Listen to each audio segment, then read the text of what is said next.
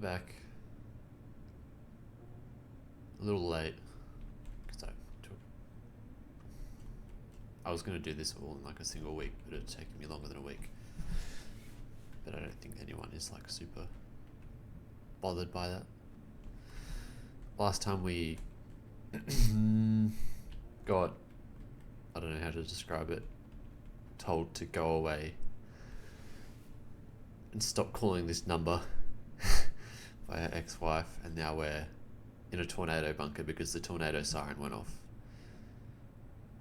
And basically we're just trapped in here with all these lovely people who we are going to talk to, because, you know, what else would you do in a tornado bunker except talk to people? So let's do it. Who do you want to start with? Chia, Jesse, you know, Jesus Christ Superstar. This dude who was, we'll get to that later, and Joss in the corner. Let's do Jesse. Because Jesse is the GOAT.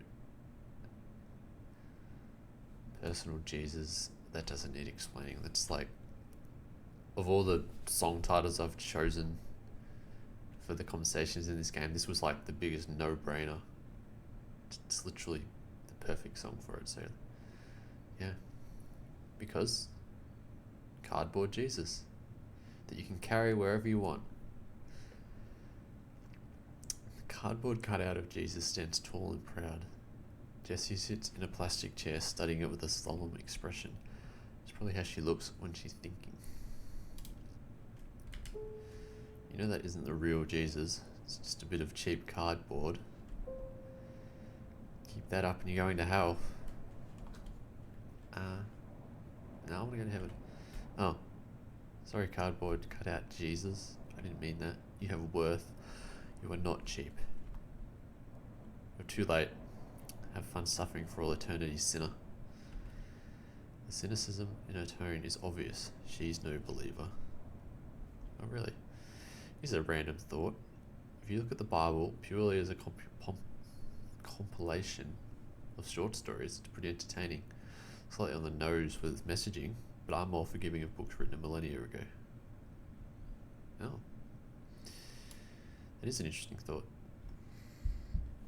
Although the Bible repeats itself quite often, which, you know, makes it kind of monotonous. Yeah, name one story from the Bible, come on. You don't strike me as the sort of person who's read the Bible. Name a single story. Literally anyone could do that. Noah's Ark, Moses and all that Red Sea shit, absolute classics. She's got you there. You haven't read the Bible and even you know those. Hey Jesus, name one story from the Bible. Cardboard cutout of Jesus does not reply. Oh, that's disappointing. This dude's the main character and you can't even remember what he did. She chuckles to herself. Now I'm imagining Jesus as this golden age rock and roller who's done so much drugs, can't remember a single detail of his youth. He just spends his retirement moping around his cloud mansion staring at all the guitars he forgot how to play. There's some vivid imagery. It's very depressing. What's that look for? You don't like my humour? Do we like her humour? No, it's pretty funny. It's basically our humour as well. I think it's funny, I'm just not the sort of person who laughs at things. That's a life lesson. Not everyone laughs at things. They might find it funny, but not everyone laughs. Phew, I was worried for a second, yeah. Takes a deep breath. Jesus, Jesus, Jesus, Jesus. My name isn't that far off. Jesse Jesus, Jesse Jesus. Epiphany? You've realised you're the reincarnation of Jesus? Imagine that. The second coming of Jesus is a woman. Fuck, that would be funny. You'd have evangelicals throwing themselves off cliffs or converting to Satanism. Yeah, that would be funny. She goes quiet, probably engrossed in her fantasies of chaos, kick-started by Lady Jesus. Yeah, why is she so obsessed? You seem weirdly mesmerised by this cutout of Jesus. Am I? She rubs her chin. Holy shit, I am. I've been staring at this guy for the last 10 minutes. Not religious? Oh, we're not picking that second option. We could, but we're not. You're not religious though. Or if you are, you're the worst Christian I've seen in a long while. I mean, Most Christians aren't very good Christians either, if you know what I mean. Yeah, I'd make a terrible Christian. I'd blaspheme like there's no tomorrow. Better keep my voice down, don't want the Reverend hearing me. She points to the balding man standing on the table. Looks like he's trying to fix the light. Hold on. It's the same guy you saw pass out on the church pew. Yes, it was. I was going to mention that earlier, but I left it. Yeah, what's his deal? Does he always pass out on church pews? Saw him earlier today. Brother was well and truly zooted. Stop trying to sound young. Nothing out of the ordinary. He's been going through some shit since before I can remember. Well and truly fucked. Fucked? Give me more than that, come on. I only know as much as you do. Do alcoholics need a reason to be alcoholics? I don't know, I'm just a kid. Just a kid. You yearn for the days you could use that as an excuse. Deep down, you're still just a little boy.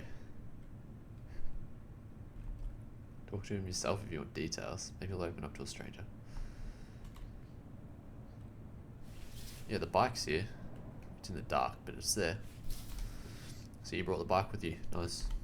Of course I did. Spent a lot of time putting that thing back together. I won't let some no-good tornado suck it into the sky. Inanimate objects are of great interest to Jesse. Has your opinion on the bike changed at all? Here we go again. Seems like the only thing worth talking about in this damn town is metaphorical bikes. It does make me a little bit sad. I can hardly bring myself to look at it. Everything reminds me of Susie. Fuck, she liked yellow. She had a yellow t-shirt. Oh my god. Susie? Yeah, I'm never gonna be whole again. I'm a shell of my former self. I ain't never gonna recover. That's crazy. Jesse could not give any less of a shit right now. Come on, stop being a pathetic loser in front of everyone. Let's change the subject. You're not in the state to be talking about this bike. How long do these tornadoes last? Do you have an estimate of how long we're going to be trapped down here? Nope. Could be all night if we're lucky. It'll get real weird after being stuck in here for too long. I find it funny. Yeah, what a weird chance of us dying. More importantly, how likely is it that the tornado comes right over the top of us? No, I wouldn't know. Maybe you'd be better off not thinking about it. Yeah, I can't stop thinking about it because tornadoes are scary. It's not that simple. I'm freaking out. We could all die at any moment. Keep it cool. Oh, you've given me an idea. She takes a moment to formulate this idea in her head. Shitty slash film, rural Nebraska or Kansas. Guy loses his mind trapped in a maze-like tornado bunker and starts killing everyone. With you in the lead role, yeah. That's my idea, don't steal it. Yeah, I feel like that's just a generic slasher film. I feel like the concept has been done to death already. I mean, people trapped in a maze-like location, while the psycho guy kills them.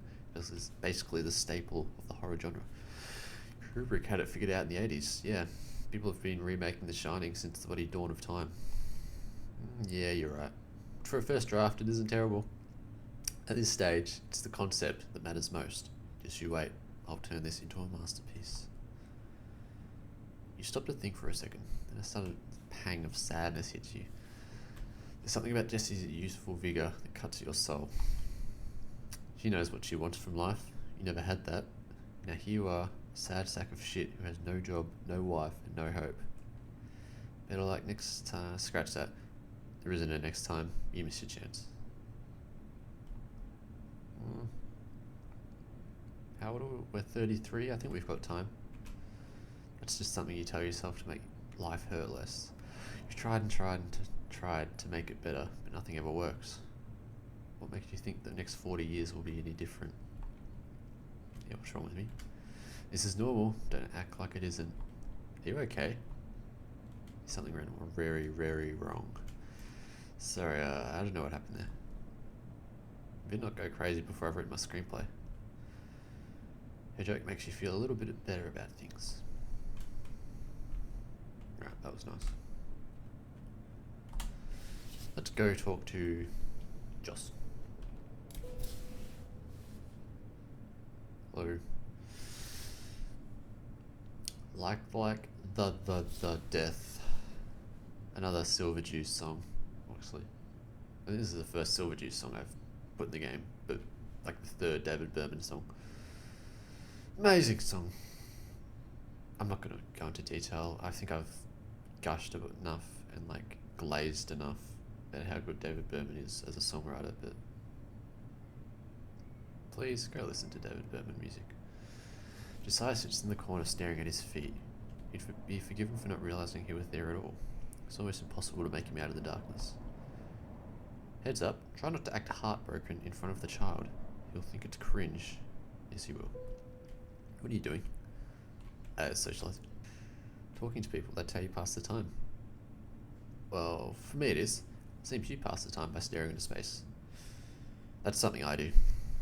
But usually I'm thinking about stuff, so. Yeah. By the way, just so we're clear, don't call me Josiah. Just Joss. I fucking hate Josiah. Yep. Well, there's something we have in common. I fucking hate it when people call me Desmond. Joss laughs. A very subdued laugh, but a laugh nonetheless. You see what my sister is doing? Just sitting there looking at a cardboard cutout. She's a psycho.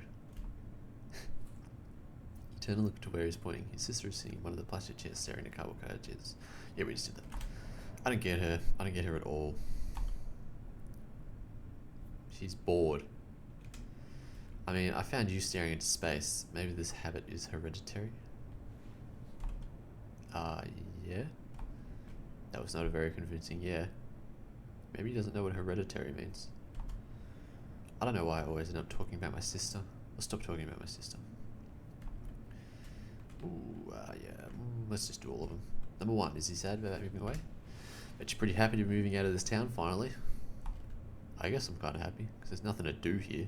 Still, Amarillo could end up being worse. At the very least, we'll have some decent internet from now on. No internet? Are you telling me you've lived your whole life without internet? Holy shit. No, we have internet. It's just borderline unusable for anything other than basic stuff, like scrolling Instagram or reading emails. Usually if I want to do something like download a movie, I do it at school. This is personal experience, or my personal experience, because I used to live in the middle of nowhere, like on a farm, and we had internet, but it was so dog shit, and like, we had like a really low data limit. I think it was something like 25 gigabytes. So you couldn't like watch YouTube, you couldn't download shit. Like I had an Xbox and a Wii and stuff like that, but I couldn't download anything. I had to always buy it on disc. And then by the time like day one updates started becoming a thing, like I remember I bought, this is probably the worst example, Assassin's Creed Unity, and that game was borderline unplayable without the day one patch. But I couldn't download the day one patch because I would go over my data limit, or like the home data limit or whatever. So I just couldn't play it. And then Xbox did the thing where like you weren't allowed to play the game unless you updated it. Which, by the way, that was such a... Oh, I don't know why I ever bought an Xbox One. I didn't buy it because, you know, I was like a little kid then, but... The Xbox One was probably the worst, like, for people who had bad internet or, like, no internet. The Xbox One was borderline just unusable, like, for anything other than, like, DVDs. And even then, sometimes, like, the DVD... like Blu-ray player would have to update, and now you can't watch DVDs. It's like, fuck off, Xbox. And I don't know if they got better because I moved away eventually and then I had internet, so I just kind of forgot about all that stuff. But I think people are way too... I know people don't like always online games, for example. People are still pretty shitty about that, but there's also a lot of other things that people don't realize, like data caps, that while they're still way less common, they're still a thing nowadays. And people kind of forget that. So like, besides the obvious of like, yeah, it sucks when a game's 100 gigabyte, but that's just like a storage thing. But for some people, they literally can't play the game because they can't download it because there's like data caps and shit. And that was like something I experienced, and it was awful. Which is another, like, I don't want to be like super like purist, like take me back to 2002 when the internet was shit and everything was offline, because I think like the internet is good, but there is no reason for games like, I don't know, like the COD campaigns. Why do they have to be online? Like, fuck off, Activision. Nobody wants to play your campaign online or connected to the internet. Just let people buy the game and play it without ever connecting to the internet. That's just simple. What are they gaining from having you connect to the internet besides, I don't know, your user statistics? But rant over, because I would literally go on forever because this is such a something that affected me. So obviously I have more experience with it than most people. Yeah, that's horrible. Sorry to hear that. How the hell do you pass the time without it? Jesse does the right shit. I just throw rocks at stuff. Maybe walk around in circles. Maybe drink. Yeah, it must be rough. Because I had like nature and shit to walk around in, and I still had like a PlayStation 2 or whatever, but when I was without internet. But like these kids in the middle of nowhere in Texas, it's just a flat nothing. There's no like trees or forests to go look at. There's no nothing. Maybe drink. Yeah, this is where you end up. Hell yeah, man. I mean, not hell yeah, that's really depressing.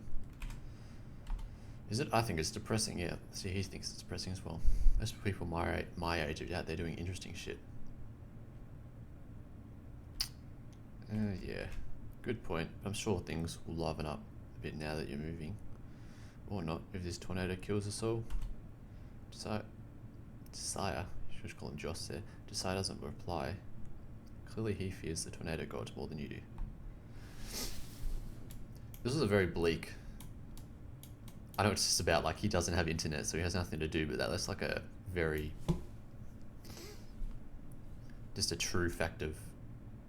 or a very relatable thing for a lot of people of just... it's like small town, nothing to do, and so you end up drinking because like there's nothing else to do but drink and like... I don't know. Throw rocks at shit, as he says. So... that's why the internet is good. And on a slight tangent, because I like complaining about the government, the Australian government is like on this like weird bend of like weird tangent of like, oh, we gotta get kids off social media, we're gonna put like an age restriction. And it's like, you can kind of understand like that kind of kids probably shouldn't be seeing a lot of stuff on the internet, but for a lot of people, like social media is literally the only way they can connect with the outside world, because you got people in the middle of nowhere, especially in Australia. There's a lot of like rural places where just nothing happens and you're like hours away from anything interesting. Like social media is literally the only way to exist outside of that town.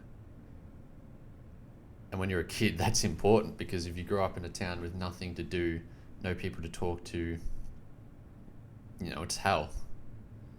And you're kind of like stunting their potential to like live an interesting life or like do what they want to do because they're not allowed on the internet, which is just such a short-sighted decision, which I don't know if it'll go through, but it's just like really weird from the government to like be so hung up on this of all things. Doesn't affect me, but I think if I were a kid, this would be something I would be very pissed off about, and I am pissed off about it now, so you should also be pissed off about it.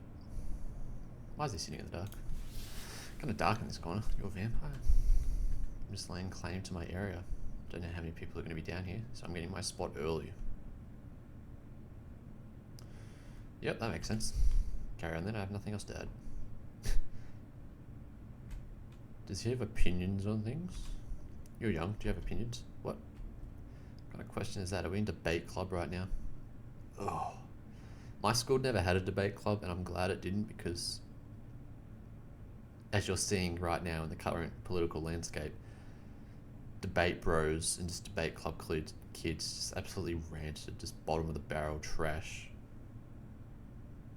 Like, their whole life, I'm maybe reductive here, but just politics as like a vessel to like own the libs or own the opposition.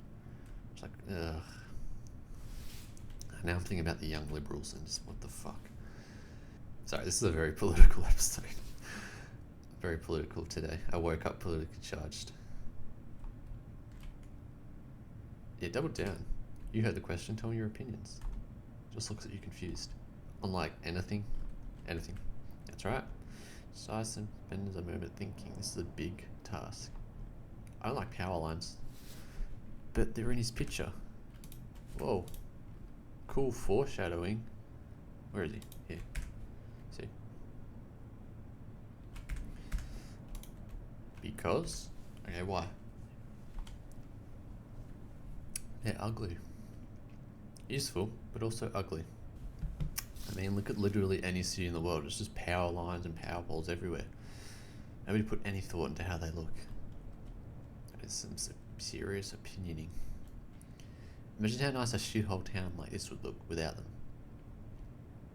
You hadn't really noticed it, but he is right. Rodeo has an egregious number of power poles and power lines. Yeah, that was a very deliberate, like, when I was designing the town, like, there's gonna be power lines everywhere and it's gonna be shit and they're just gonna make no sense and it's gonna be there because nobody planned this town. It's just like, well, this building needs power, let's build a power line. And then now you've got this like sprawl of just lines everywhere that don't need to be there. Yes, I think we can do better. So true. I'm with you on this one. Fuck power lines. Fuck them. You hear Jessie call out from behind you. You two discussing power lines over there. Grow up. She's mad she wasn't included in the conversation. Yep. Go back to talking with your imaginary friend. Jessie replies with a middle finger held towards you and Josiah, then returns to staring at the cutout of Jesus. Don't talk to her. She'll fill your head with a bunch of bullshit. Too late. I already have. Bullshit isn't really the right word to describe it though. Nice opinion. Don't care. Last question. He's a lot more talkative. I think he started off by telling us to fuck off. And he's said like 10 words since then, but he's talking to us now. You want to know something? I thought we were a shithead when we talked earlier today.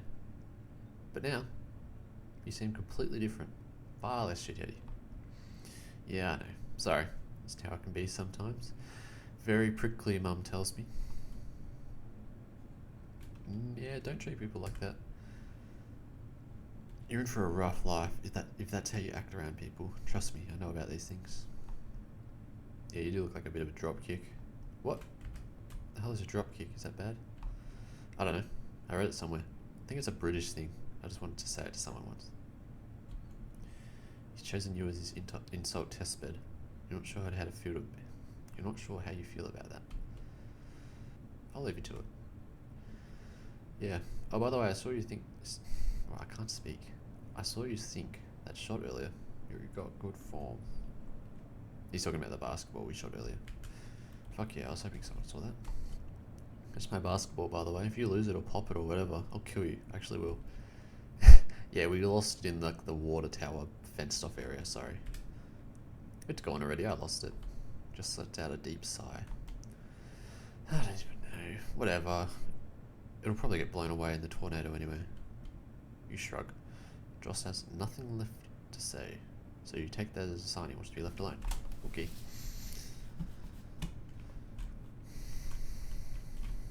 Look at these particles, man.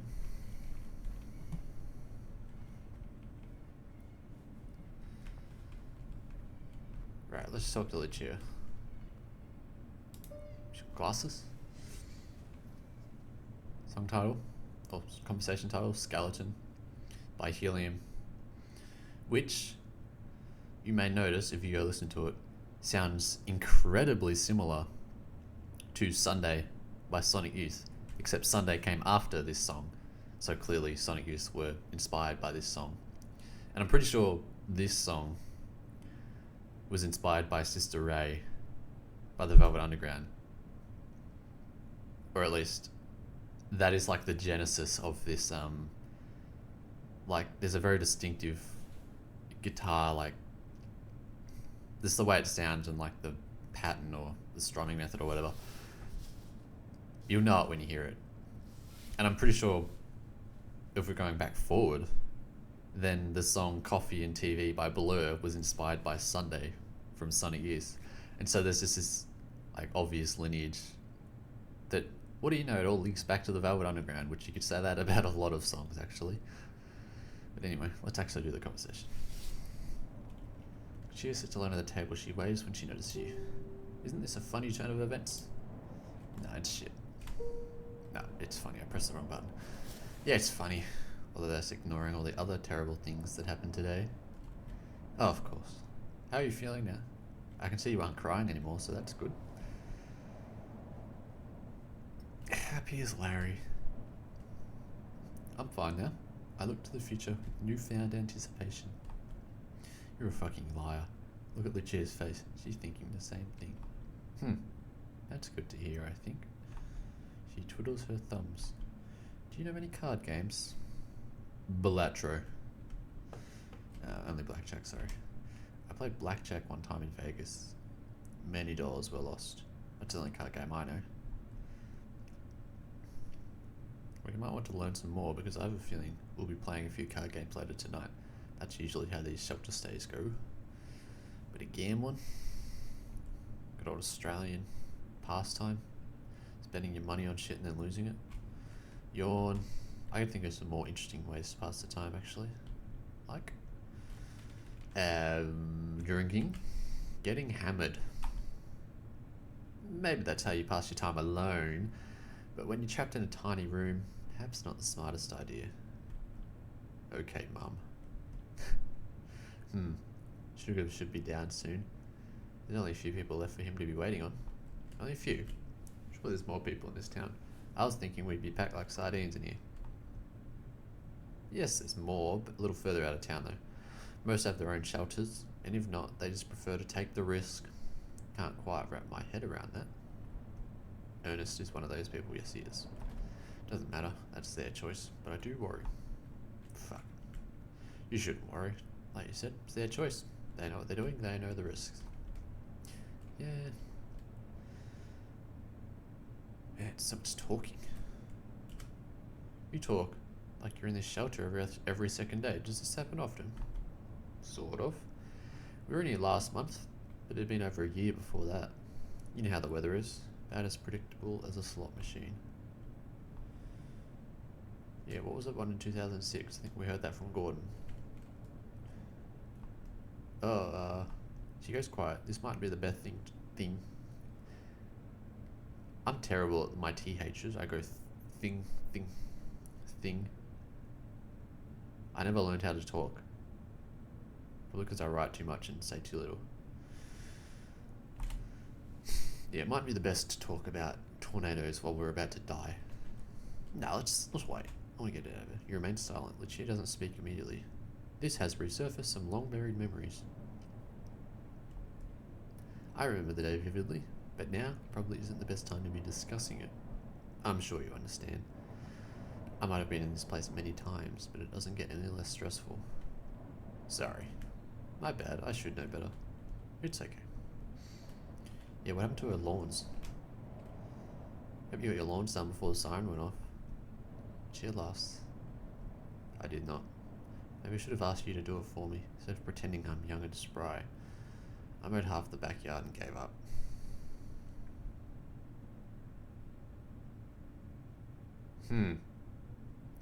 Yeah, we'd mow the rest if there wasn't a tornado, because we're chill like that. I'd have loved to lend a hand. Hey, maybe that tornado will blow over and rip out all the grass, save you the trouble. That would be nice. I still need somewhere to live though, so perhaps I'll just put up with it a little longer before wishing a tornado would touch down right on top of my house. Isn't like mowing your lawns like a euphemism for something? It is, but I'm not gonna. That's not the. There's no connotations here. We're talking the literal sense. The image of a flying house enters your mind. You agree it probably wouldn't be ideal. Look at us talking about new lawns, talking about mowing lawns. It's like talking about the weather. Sure, you can agree we've reached a point where our conversations are allowed to have substance. What? You'll have to explain what you mean. You talk about mundane, inconsequential things with people you're not comfortable sharing information with. I think you've shared plenty of information with me, perhaps unwillingly, but oh well. So, oh god, it's going to make you talk about Susie again. What's your biggest fear? Before that, this is facts. Small talk fucking sucks. And especially with people like you've known for ages. It's like, so let's talk about something interesting, people. And this is just my writer brain wants to like, you know, I'm constantly thinking about like dialogue and like conversation and how people talk to one another. So obviously I'm a bit more acutely aware of what I'm saying to people and like how I want to converse with people. But, you know, I think everyone would agree that It's more fun to talk about interesting stuff than it is to talk about the weather. Like, oh man, it's hot today, huh? Yeah, shut up. Oh, never mind, but why is she asking that? Big question. Straight down the bottom of the well. No lighted-hearted lead up, just that. Like I said, we're past beating around the bush. I know you're an emotional man. Yeah, very emotional. You also seem to be somewhat introspective and prone to overthinking. So a question about your biggest fears is perfect. We could talk about that for hours, and why shouldn't we? Neither of us have any place to be. The more Lucia speaks, the more interesting she becomes.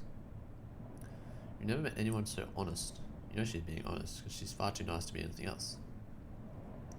Right? Biggest fear, go. Ooh. Old age, being alone, forever, being boring, LinkedIn. Obviously it's LinkedIn.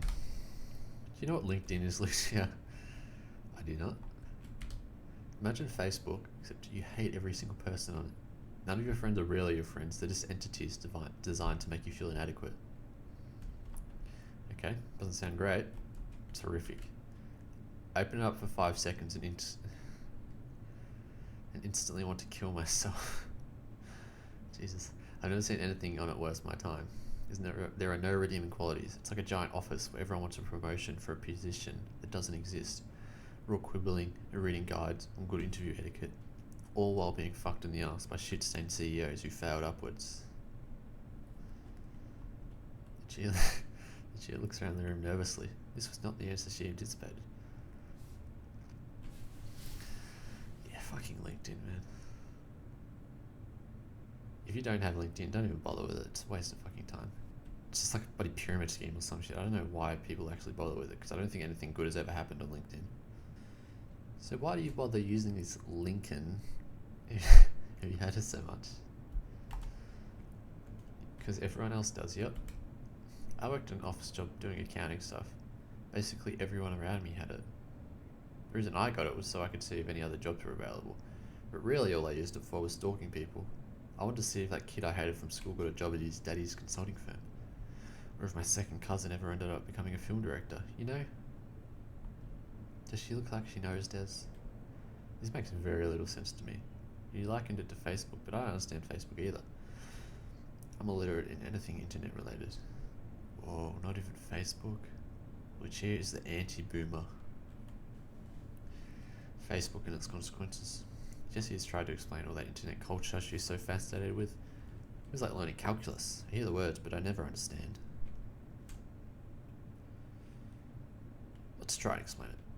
Imagine the internet is a long hallway with an infinite number of doors. Everyone is unlocked. You can go into any one of these rooms and see something you've never seen before.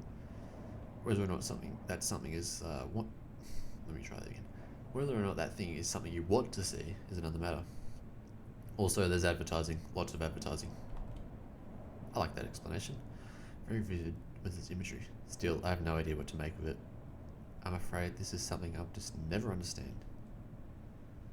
I wonder if the reason Lucia is so lovely is because she's never been exposed to the internet. Don't be ridiculous. Arseholes and shitheads have existed since the dawn of time. This has nothing to do with the internet. God, what a stupid thing to say. That's really harsh. We're getting off track here. I don't think you actually told me a legitimate fear. You just wanted to complain about Lincoln or whatever it's called. Give me a real answer.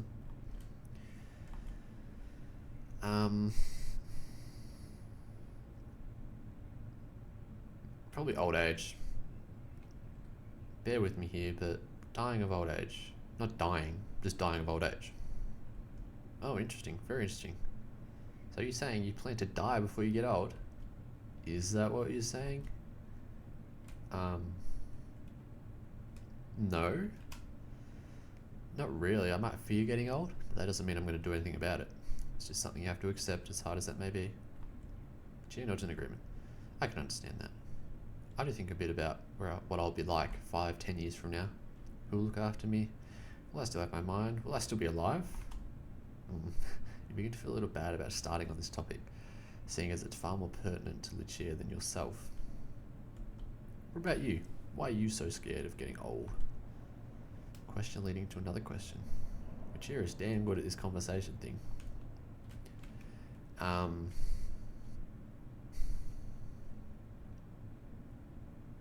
Yeah, I want to be in control. The older you are, the less control you have. Unless you have money, you'll probably just end up in some retirement home, being treated like shit, living in squalor, and worst of all, being trapped. You live by the timetable, you can't decide to up and go somewhere, you're just old and frail and might break a hip. Or because you're old and frail. To some degree that might be true. But I think you have a very warped view of old age. You treat it like an affliction rather than another stage of life. If you look out for yourself, eat well and stay active, you probably won't have to deal with what you've just described. Alternatively, have kids and ensure they make a lot of money. That way they can pay for all the fancy treatments rich people get to stay useful. Looking after yourself is out of the picture, so is having kids. You're doomed. Oh, such a bleak thing to be discussing. Before I read that. This might be just a vague hypothesis, but I feel like a lot of people have kids because they're scared of getting old and they want someone to look after them when they get old. And that is, I find that gross, and I find that like very, very selfish.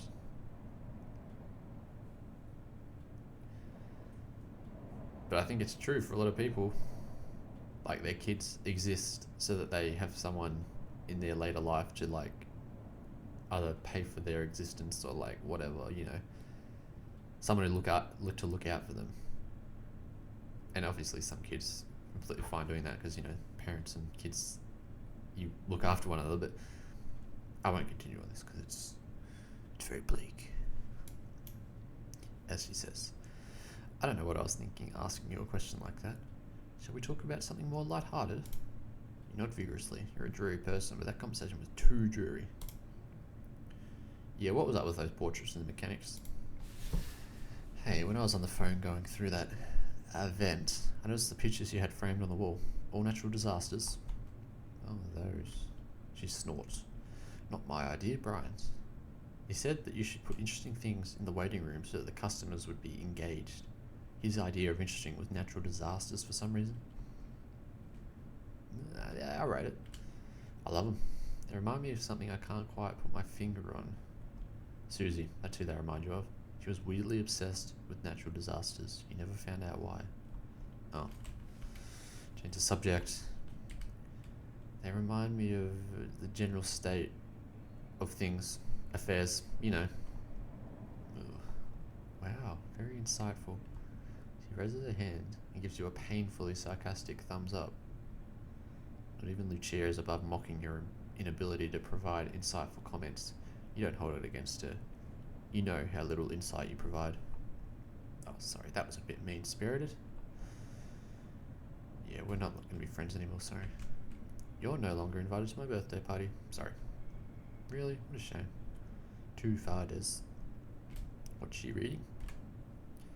You're like some sort of academic wearing those glasses and reading that massive book. What's it about? It's hardly academic. The book is all about place names in America. So far, most of them have boiled down to there being a river or meadow nearby. Even the ones that aren't as obvious tend to just be some settler's surname. Case in point, Dallas. Sounds exhilarating. Some people live for that sort of stuff. Yeah, me. Geography nerds are a curious group of individuals. It is an interesting hobby, or like a thing to be so obsessed with, like maps and places and demographics. Some of it is interesting. I've learned quite a few places are named after Indian tribes. Kansas, for example. It also gives a history of the area, which usually involves the extermination of those aforementioned Indians. It's a book best read in small doses, I think. History certainly has a habit of being horrific. Historians must be a miserable bunch. Have you ever met a real historian? Hopefully they're not like the ones you've seen on the internet. Half of whom are just closet fascists obsessed with World War II and the Roman Empire. Yup. Not the awful thing about Twitter, which I don't use Twitter, but if you see someone with like a profile pic of like one of those like those ancient Greek like head busts or like Roman, you're like, this person is probably a fascist or like a neo-Nazi or like one of those tradcath people. You just know, the people who want to return to the past when it was so much better, like when you could own slaves or some shit. and they operate under the guise of like historians or like people who are interested in history, but they're really just interested in like LARPing as, not LARPing, just like nostalgic losers basically, but nostalgic for a time they never lived in. So yeah, be wary of those people, especially if they're interested in World War II and nothing else, because you know, I don't have to explain that part. Give a nod of approval. Yeah, let's leave it alone. I'm off to annoy someone else. See ya. Have fun. Well, last part before we wrap her up. We're talking to Bastard. Tyler the Creator reference? Oh my god. Song title. Christian Brothers. Man. I think that's my first Elliott Smith song. From his self-titled, what's it, do they call it, a sophomore album? His second album. Unbelievably good album. Even if it's a deeply like depressing album, but you don't have to be depressed to listen to it. It's just like really, really well written.